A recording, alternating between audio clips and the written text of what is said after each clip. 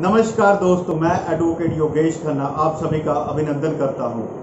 आप भगवान से प्रार्थना करता हूं आप जहां सभी लोगों की इच्छाएं पूर्ण करें और आप खुशहाल रहें।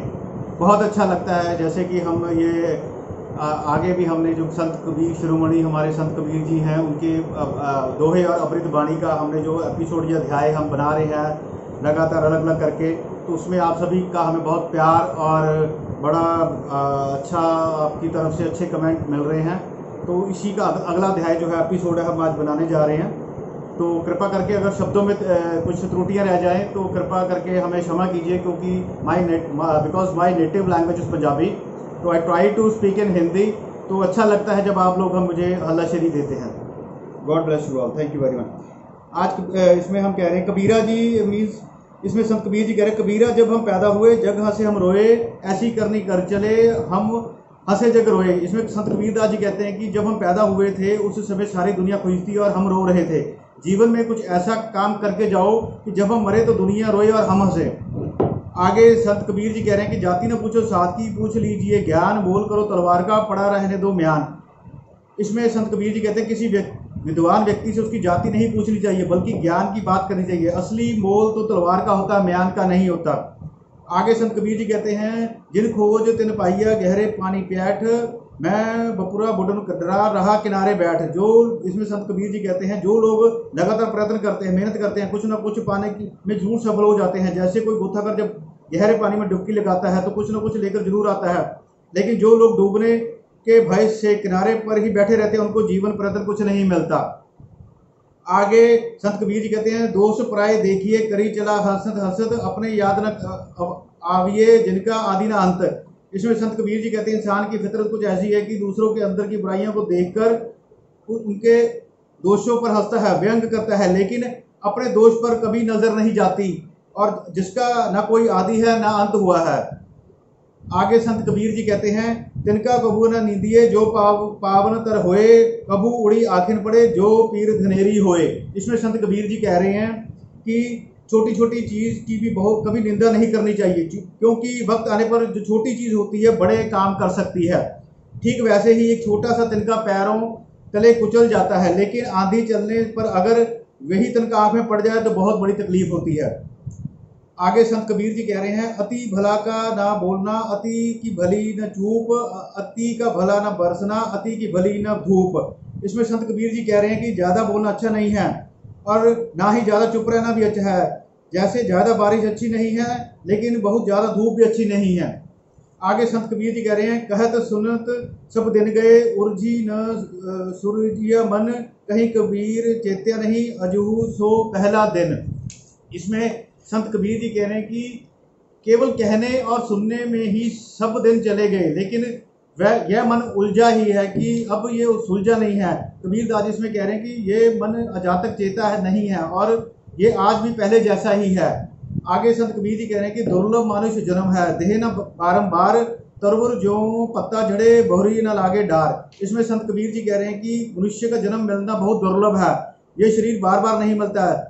जैसे पेड़ से जड़ा पत्ता वापस पेड़ पे नहीं लग सकता। आगे संत कबीर जी कह रहे हैं बोली एक अनमोल है, जो कोई बोली जानी, हीरे तराजू तोली तब मुख बाहर आनी। जो व्यक्ति अच्छी बाणी बोलता है वही जानता है कि वाणी अनमोल रतन है। इसके लिए हृदय रूपी तराजू में शब्दों को तोलकर ही मुख से बाहर आने दो।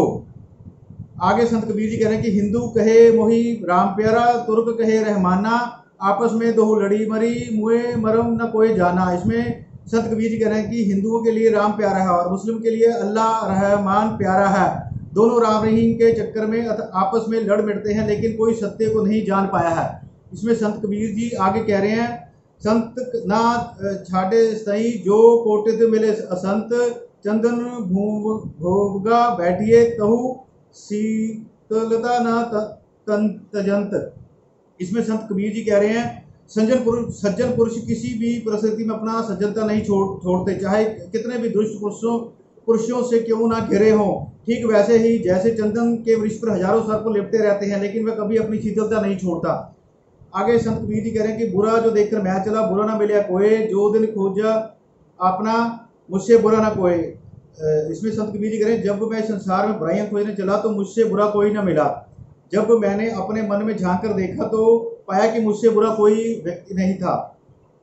आगे संत कबीर जी कह रहे हैं कि पोथी पड़ी पड़ी जग मुआ, पंडित भया न कोय, ढाई आकर प्रेम पढ़े सो पंडित होए। इसमें संत कबीर जी कह रहे हैं कि बड़ी बड़ी पुस्तकें पढ़कर संसार में कितने ही लोग मृत्यु के द्वार पहुंच गए, पर सभी विद्वान ना हो सके। इसमें कबीर जी कह रहे हैं कि यदि कोई प्रेम या प्यार से केवल 2.5 अक्षर ही अच्छी तरह पढ़ ले, भावार्थ प्यार का वास्तविक रूप पहचान ले, तो वही सच्चा ज्ञानी होगा। आगे संत कबीर जी कह रहे हैं कि साधु ऐसा चाहिए जैसा सूप सुबाए, सार सार को गही रहे, थोथा दही उड़ाए। इस संसार में सज्जनों की जरूरत है, जैसे अनाज साफ करने वाला सूप होता है, जो सार्थक को बचा लेंगे और निर्थक को छोड़ देंगे। आगे संत कबीर जी कह रहे हैं कि तिनका कबू ना निंदिए, जो पावंतर होए, कभी उड़ी आखिर पड़े, जो पीर गनोरी होए। संत कबीर जी कह रहे हैं कि छोटे तिनके की भी कभी निंदा ना करो, जो तुम्हारे पाँव के नीचे दब जाता है वही तिनका उड़कर आंख में पड़ जाए तो आपकी आंखों में गहरी पीड़ा होती है। धीरे धीरे से मना धीरे सब कुछ होए, माली सींचे सौगड़ा, ऋतु आए फल होए। इसमें कह रहे हैं कि मन में धीरज रखने से सब कुछ होता है। अगर कोई माली किसी पेड़ को 100 घड़े पानी सींचने लगे तब उसमें फल ऋतु आने पे ही लगेगा।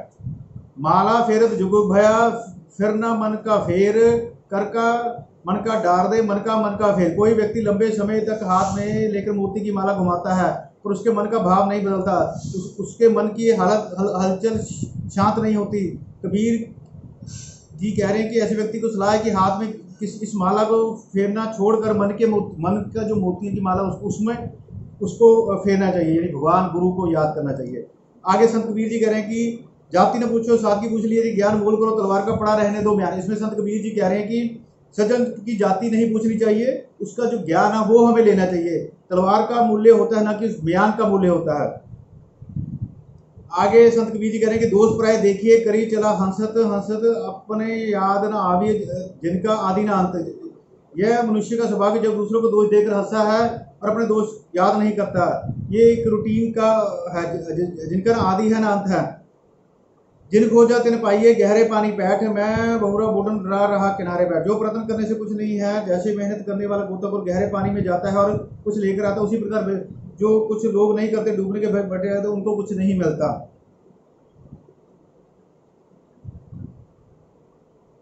बोली एक अनमोल है, जो कोई बोली जानी, हीरे तराजू तोली तब मुख भर।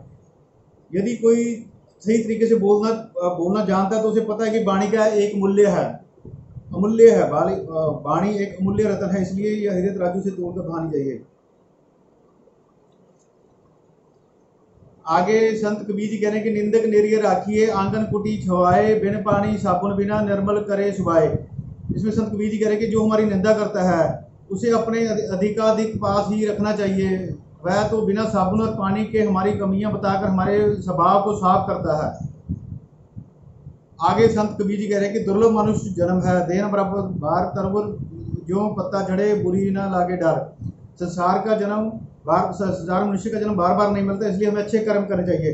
कबीरा खड़ा बाजार में, मांगे सबकी खैर, ना काहू से दोस्ती ना काहू से बैर। इसमें संत कबीर जी कह रहे हैं कि कबीर जी अपने जीवन में बस यही चाहते हैं कि सबका भला, और संसार में यदि किसी से दोस्ती नहीं तो दुश्मनी भी नहीं होनी चाहिए।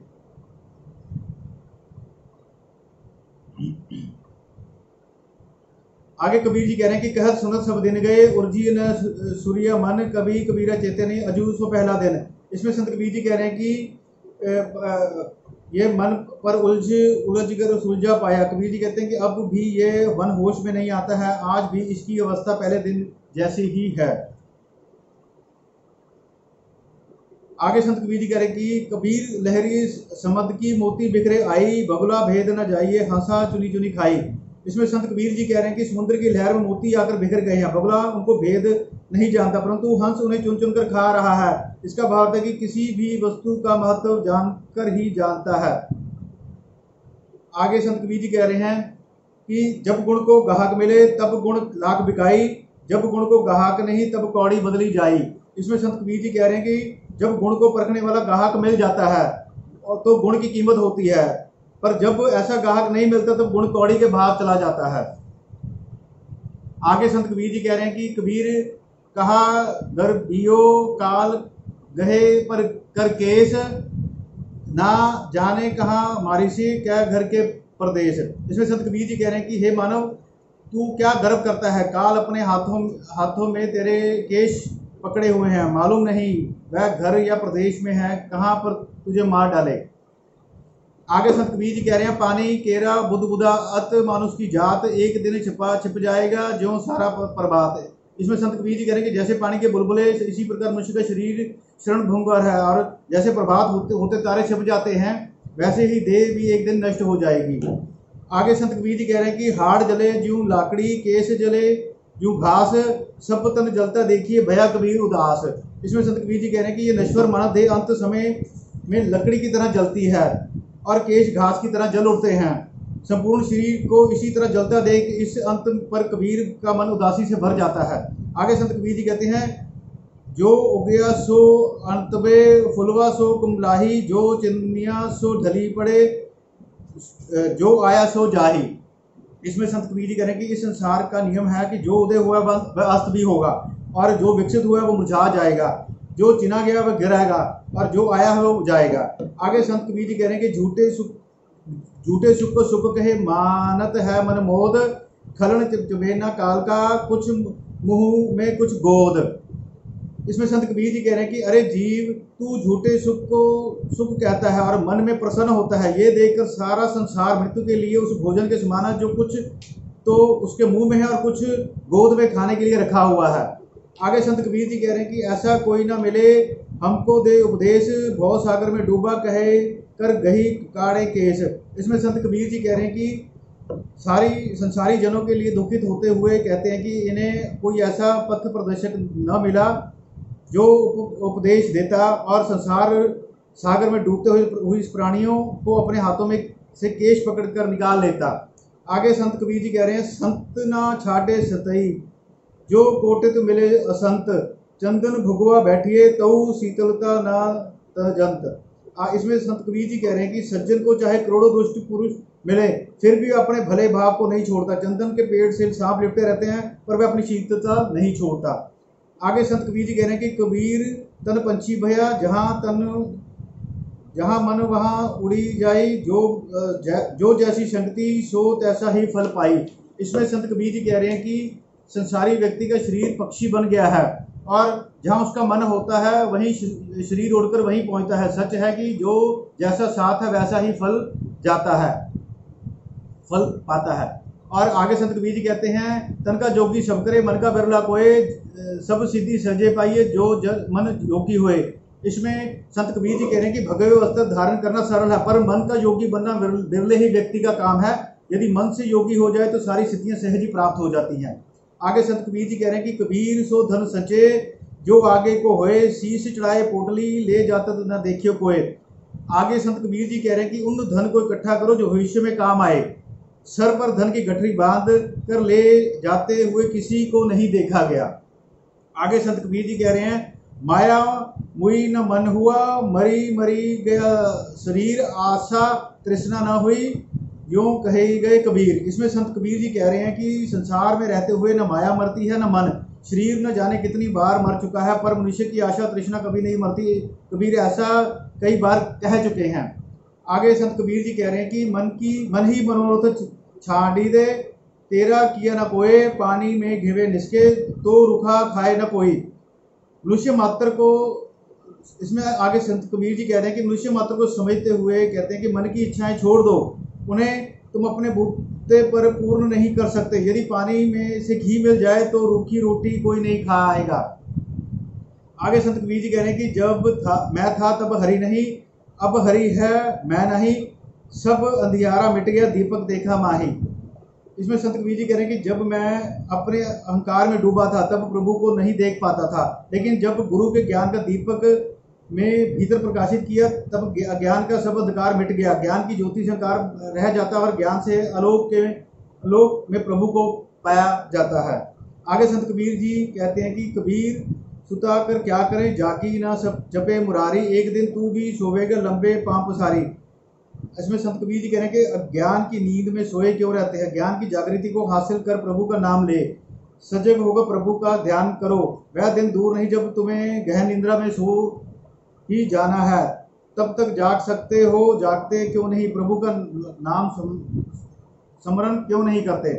आगे संत कबीर जी कह रहे हैं कि आछे पाछे दिन पाछे, गए हरि से किया ना होत, अब पछताए होत क्या, चिड़िया चुग गई खेत। इसमें संत कबीर जी कह रहे हैं कि देखते ही देखते भले दिन, भले सब अच्छे दिन, समय बीतता चला जाता है, तुमने प्रभु से लौ नहीं लगाई, प्यार नहीं किया, समय बीत जाने पर पछताने से क्या होगा, पहले जागरूक न थे।